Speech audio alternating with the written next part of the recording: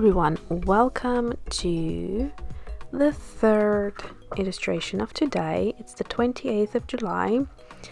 We are getting there. Isn't that amazing? Friday will be the final 3 illustrations, and it means that I managed to caught up with the entire month in 2 weeks, which is pretty good effort. So I'm quite happy I gave myself this challenge. I enjoyed it tremendously.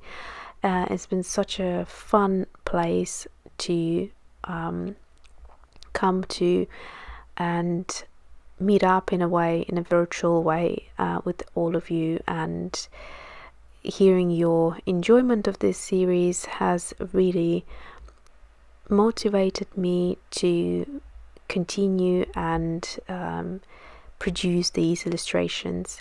It's been a very therapeutic process for myself as well, so yeah, it's been a joy.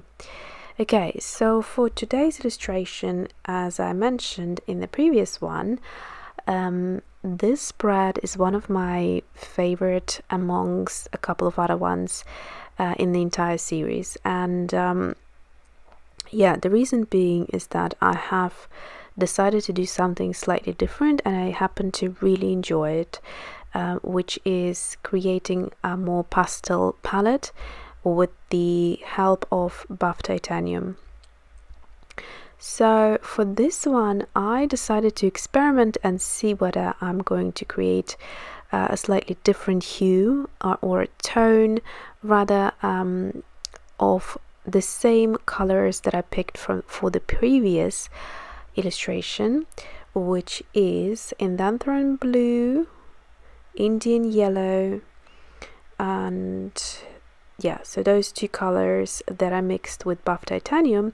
I decided to mix them this time with Naples yellow, which is a more of a peachy toned pastel color. So it has a very similar quality to it, but has more of a peach pigment in there, which I thought I would create more different colors with it. But actually, to be honest, I don't think it created such a big difference that it was that visible to the eye. Indanthrone blue is a very kind of powerful color, and it's no matter what you mix it with, it will dominate. And so yeah, you couldn't really see any difference there. Possibly a little bit of difference with the yellow, which is the Indian yellow, mixed with the Naples yellow, perhaps made it look a little bit more warmer maybe, but also, to be honest with you, I'm not convinced. So yeah, there wasn't such a big difference. So what I did is, when I was mixing the colors, I simply added more of the blue and more of the yellow, and that way I created slightly more saturated color palette compared to the previous one. The previous one is very subtle. So the colors that I came up with on this illustration, I really love. So again, slightly different in comparison, but you'll see that once they are all placed. So let's look at the illustration and the botanical composition here. I decided to use the same kind of berries that you see on the previous page, but make something different out of them and create more of a flower looking thing. And this is again inspired by fennel and all those type of botanical shapes.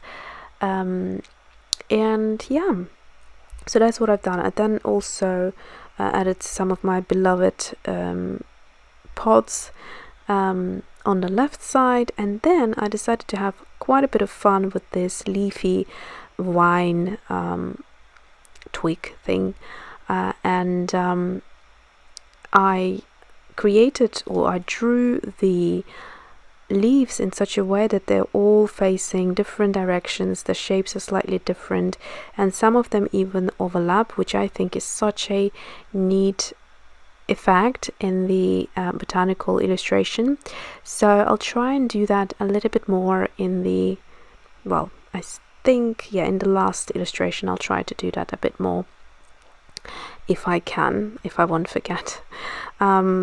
So that's it, and then a few of those beads to complete the illustration.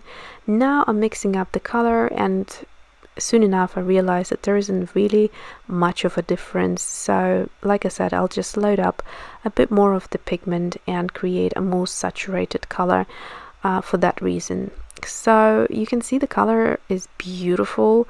We went from this transparent, super intense, super inky Indanthrone blue to a moody, stormy, grey blue type of a color, and it's more opaque, and it's more milky, and it has that creaminess to it.